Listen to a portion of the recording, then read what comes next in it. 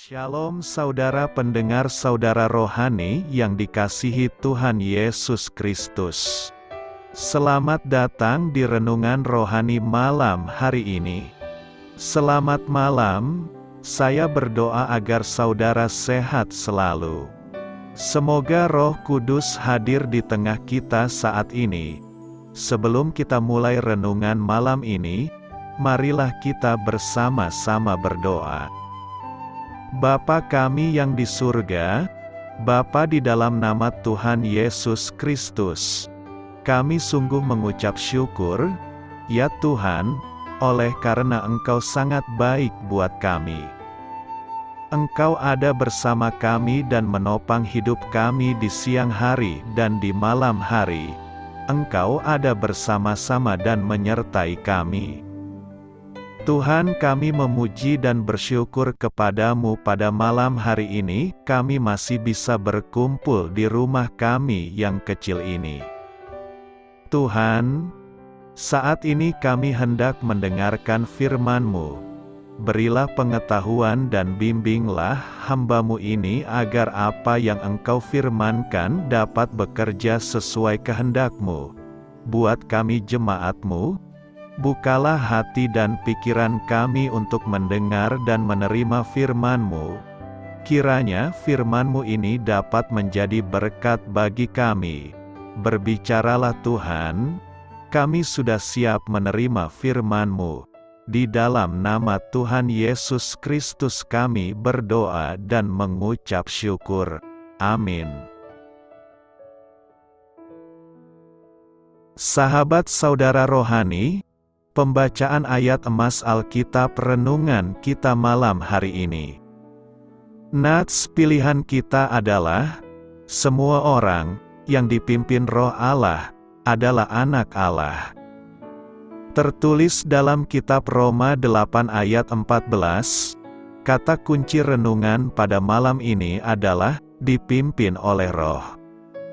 Dan bacaan kita pada malam ini terambil dari kitab Roma 8 ayat 5 sampai dengan ayat 17. Sebab mereka yang hidup menurut daging, memikirkan hal-hal yang dari daging. Mereka yang hidup menurut Roh, memikirkan hal-hal yang dari Roh. Karena keinginan daging adalah maut, tetapi keinginan Roh adalah hidup dan damai sejahtera. Sebab keinginan daging adalah perseteruan terhadap Allah, karena ia tidak takluk kepada hukum Allah. Hal ini memang tidak mungkin baginya. Mereka yang hidup dalam daging, tidak mungkin berkenan kepada Allah. Tetapi kamu tidak hidup dalam daging, melainkan dalam Roh, jika memang Roh Allah diam di dalam kamu. Tetapi jika orang tidak memiliki Roh Kristus, ia bukan milik Kristus. Tetapi jika Kristus ada di dalam kamu, maka tubuh memang mati karena dosa, tetapi Roh adalah kehidupan oleh karena kebenaran. Dan jika Roh Dia, yang telah membangkitkan Yesus dari antara orang mati, diam di dalam kamu, maka Ia, yang telah membangkitkan Kristus Yesus dari antara orang mati, akan menghidupkan juga tubuhmu yang fana itu oleh Roh-Nya, yang diam di dalam kamu. Jadi, saudara-saudara, kita adalah orang berhutang, tetapi bukan kepada daging, supaya hidup menurut daging. Sebab, jika kamu hidup menurut daging, kamu akan mati. Tetapi jika oleh Roh kamu mematikan perbuatan-perbuatan tubuhmu, kamu akan hidup. Semua orang yang dipimpin Roh Allah adalah anak Allah. Sebab kamu tidak menerima roh perbudakan yang membuat kamu menjadi takut lagi, tetapi kamu telah menerima Roh yang menjadikan kamu anak Allah. Oleh Roh itu kita berseru, "Ya Aba, ya Bapa." Roh itu bersaksi bersama-sama dengan roh kita, bahwa kita adalah anak-anak Allah. Dan jika kita adalah anak, maka kita juga adalah ahli waris, maksudnya orang-orang yang berhak menerima janji-janji Allah, yang akan menerimanya bersama-sama dengan Kristus, yaitu jika kita menderita bersama-sama dengan Dia, supaya kita juga dipermuliakan bersama-sama dengan Dia. Terambil dari kitab Roma 8 ayat 5 sampai dengan ayat 17. Topik dari ayat emas renungan kita adalah, hati manusia memikir-mikirkan jalannya, tetapi Tuhanlah yang menentukan arah langkahnya. Lihat kitab Amsal 16 ayat 9. Mari kita mulai renungan malam kita.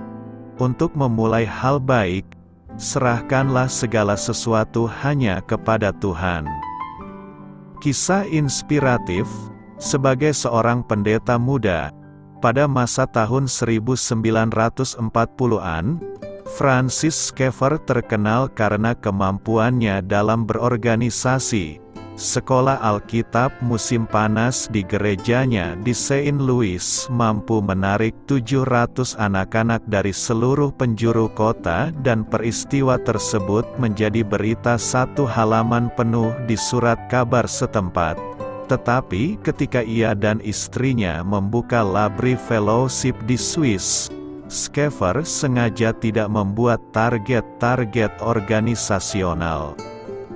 Ia menjelaskan pendekatan yang tidak semestinya ini sebagai tuntunan khusus dari Allah bagi mereka, dan mengatakan bahwa itu adalah hal tersulit yang pernah ia lakukan.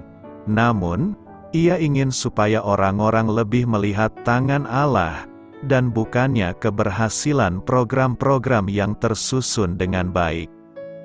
Schaeffer berkata, menurut saya, masyarakat zaman sekarang sulit menerima segala sesuatu yang tidak dapat dijelaskan kepada publik. Akan tetapi, dalam hal ini kami mencari pribadi Allah untuk melihat apa yang ingin Dia lakukan dengan pekerjaan ini.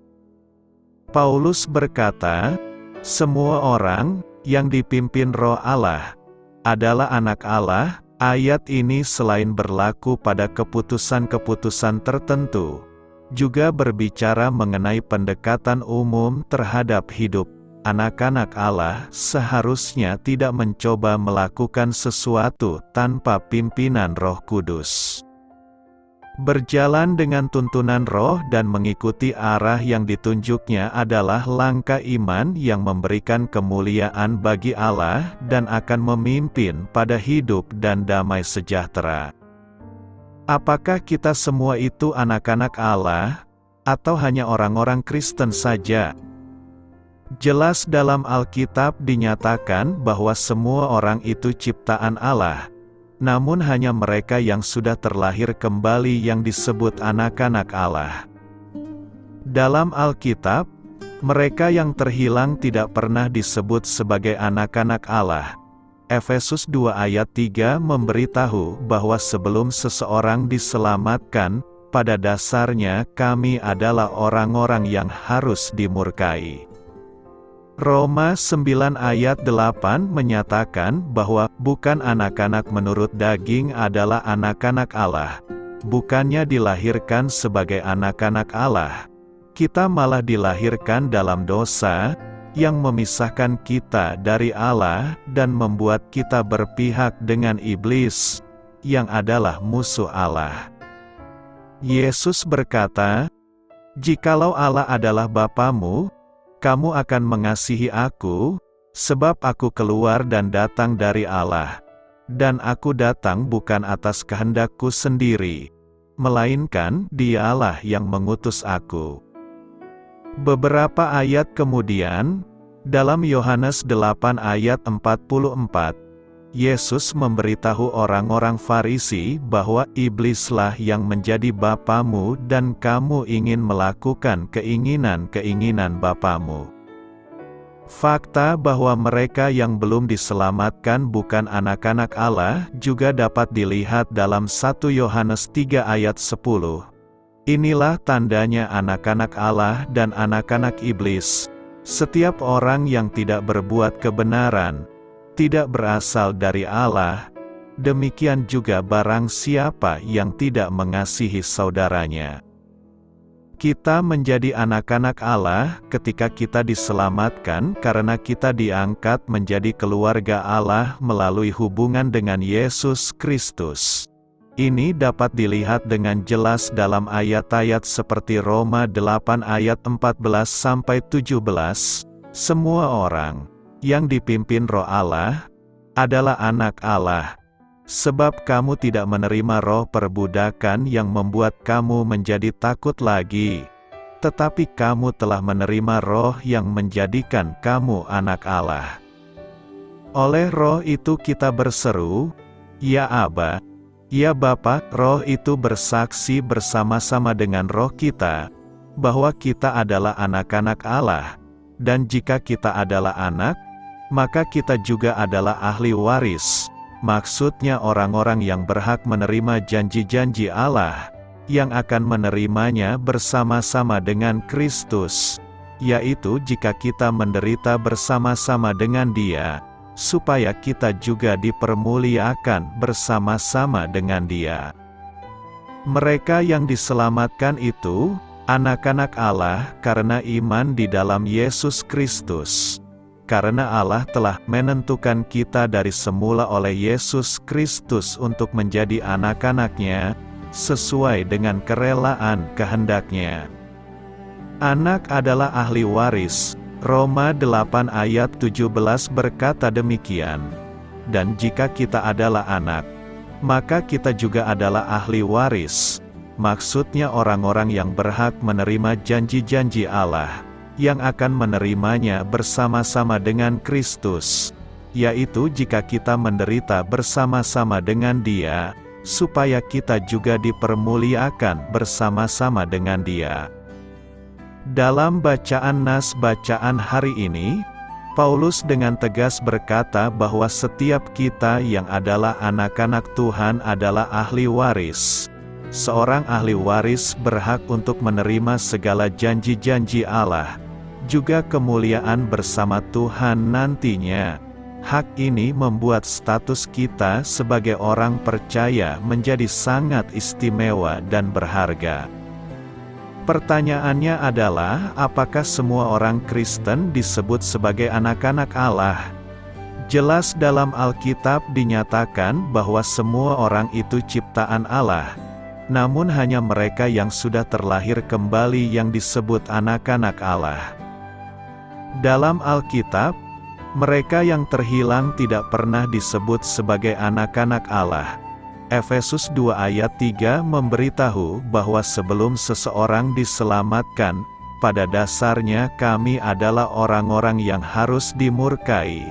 Roma 9 ayat 8 menyatakan bahwa bukan anak-anak menurut daging adalah anak-anak Allah, bukannya dilahirkan sebagai anak-anak Allah. Kita malah dilahirkan dalam dosa, yang memisahkan kita dari Allah dan membuat kita berpihak dengan iblis, yang adalah musuh Allah. Kita menjadi anak-anak Allah ketika kita diselamatkan karena kita diangkat menjadi keluarga Allah melalui hubungan dengan Yesus Kristus. Ini dapat dilihat dengan jelas dalam ayat-ayat seperti Roma 8 ayat 14-17. Semua orang yang dipimpin Roh Allah adalah anak Allah. Sebab kamu tidak menerima roh perbudakan yang membuat kamu menjadi takut lagi, tetapi kamu telah menerima roh yang menjadikan kamu anak Allah. Oleh roh itu kita berseru, "Ya Aba, ya Bapa." Roh itu bersaksi bersama-sama dengan roh kita, bahwa kita adalah anak-anak Allah. Dan jika kita adalah anak, maka kita juga adalah ahli waris. Maksudnya orang-orang yang berhak menerima janji-janji Allah, yang akan menerimanya bersama-sama dengan Kristus, yaitu jika kita menderita bersama-sama dengan Dia, supaya kita juga dipermuliakan bersama-sama dengan Dia. Mereka yang diselamatkan itu, anak-anak Allah, karena iman di dalam Yesus Kristus. karena Allah telah menentukan kita dari semula oleh Yesus Kristus untuk menjadi anak-anak-Nya, sesuai dengan kerelaan kehendak-Nya. Sesungguhnya hak ini sangatlah besar dan berharga, sehingga tidak ada alasan bagi kita untuk tidak mengucap syukur dan fokus kepada kehendak Allah. Tetapi kita juga harus mengerti bahwa ada ciri atau syarat yang harus dipenuhi sebagai ahli waris.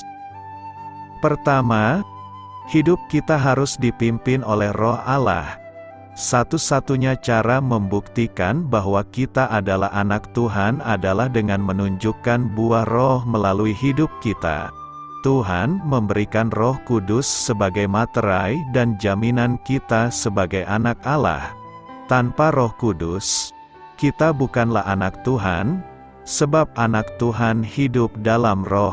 Mereka yang hidup dalam Roh, tidak lagi hidup menurut daging.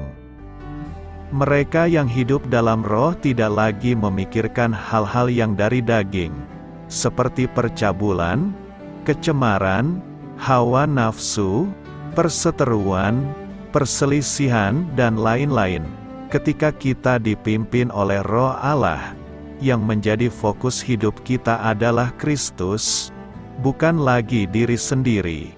Ibarat sinar mercusuar yang membimbing kapal laut, sehingga terhindar dari karang-karang yang dapat menyebabkan karam. Demikianlah Roh Kudus memimpin kita ke dalam hidup dan menghindarkan dari maut. Kedua, hidup kita harus menjadi kesaksian yang memuliakan Tuhan. Sebagaimana kita disebut anak-anak Allah, sikap dan perkataan kita juga harus mencerminkan Bapa kita di surga.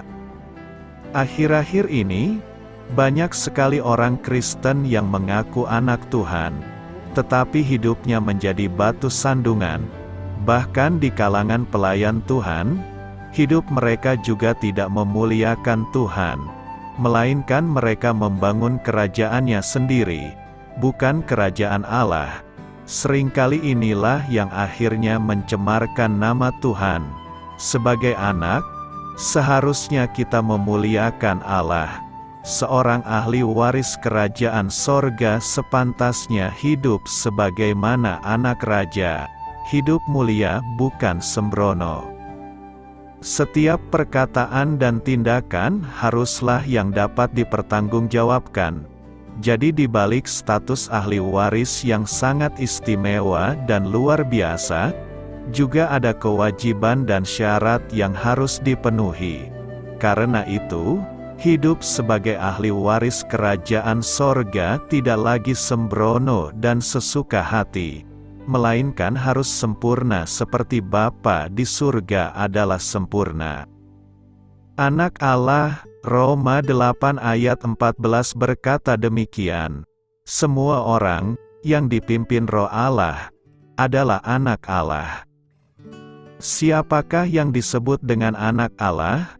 Menurut Paulus bahwa semua orang yang dipimpin Roh Allah adalah anak Allah.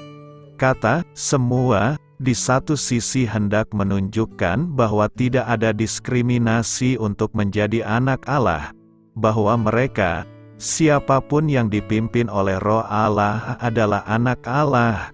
Tetapi di pihak lain, dalam kata semua, ini Paulus ingin menekankan bahwa kalau seseorang tidak dipimpin Roh Allah, maka ia bukanlah anak Allah, siapapun orang itu. Dalam hal ini seseorang dapat dikatakan sebagai anak Allah, bukan karena menjadi aktivis gereja, majelis atau pendeta, tetapi karena yang dipimpin oleh Roh Kudus. Jadi kalau dikatakan bahwa keselamatan hanya ada di dalam Yesus Kristus, artinya bukan saja bahwa di luar Kristus tidak ada keselamatan, tetapi juga bahwa keselamatan hanya melalui atau oleh korban Tuhan Yesus dan atas mereka yang memberi diri dipimpin oleh Roh Kudus.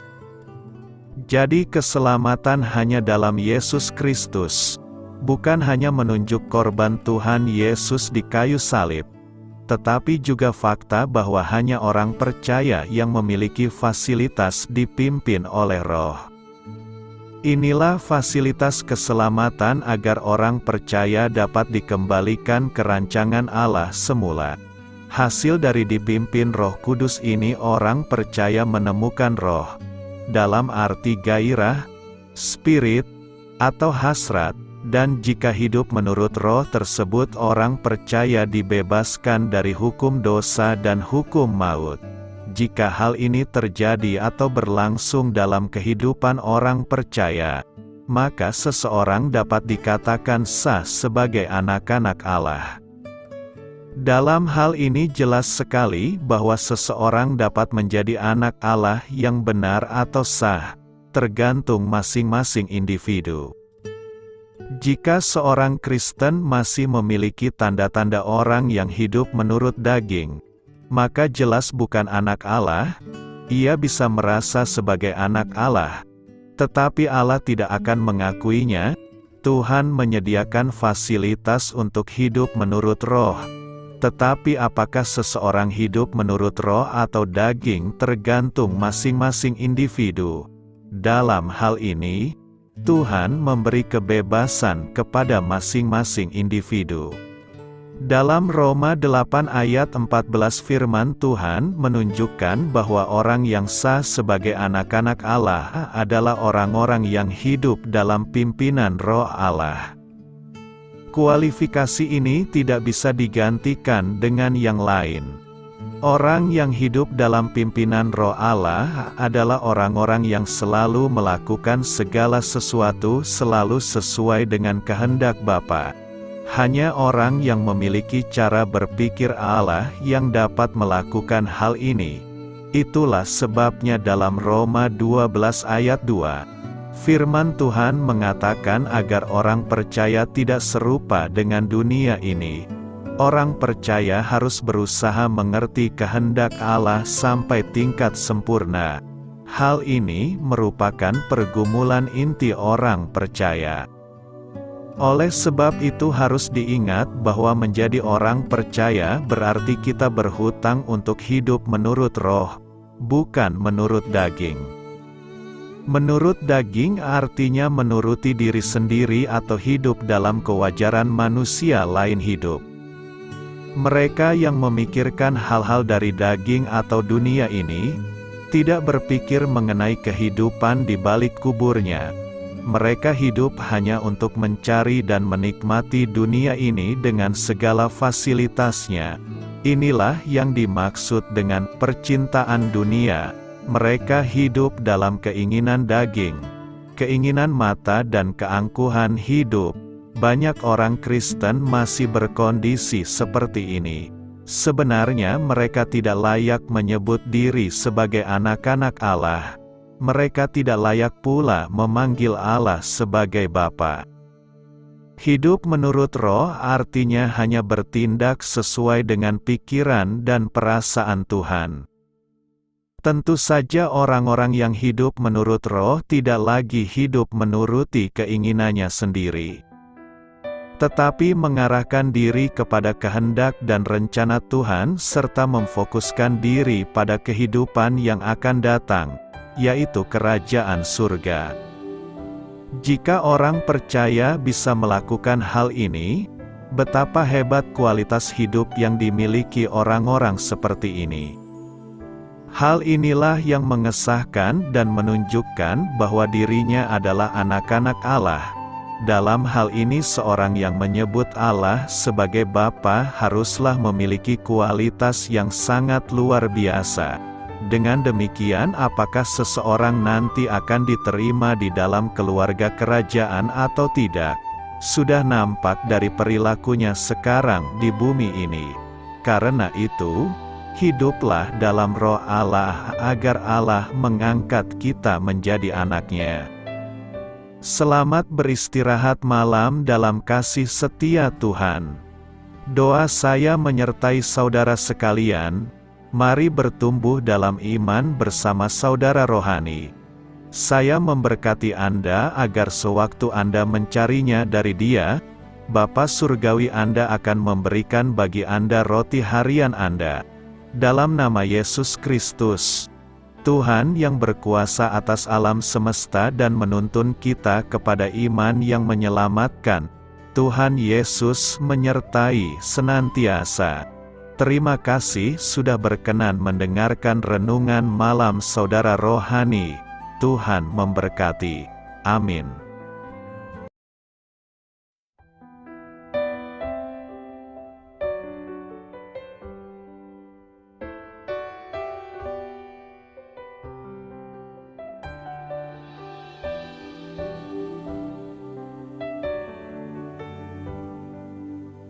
Marilah kita renungkan, sahabat saudara rohani, demikianlah renungan firman Tuhan malam hari ini. Semoga menjadi berkat di dalam hidup kita dan menjadikan kita pribadi yang lebih baik. Sebelum kita beristirahat pada malam hari ini, marilah kita berdoa. Bapa kami yang di surga, Bapa di dalam nama Tuhan Yesus Kristus, kami sungguh mengucap syukur, ya Tuhan, oleh karena Engkau sangat baik buat kami. Engkau ada bersama kami dan menopang hidup kami di siang hari dan di malam hari. Engkau ada bersama-sama dan menyertai kami, ya Tuhan Yesus. Kami mengucap syukur untuk firman-Mu, ya Tuhan, yang memberikan kami kekuatan dan menyadarkan kami bahwa kami tidak perlu takut dengan gelap dan malam. Sebab Tuhan, Engkau ada bersama kami. Engkau melindungi kami dan menjadi perisai bagi kami hamba-Mu berdoa saat ini.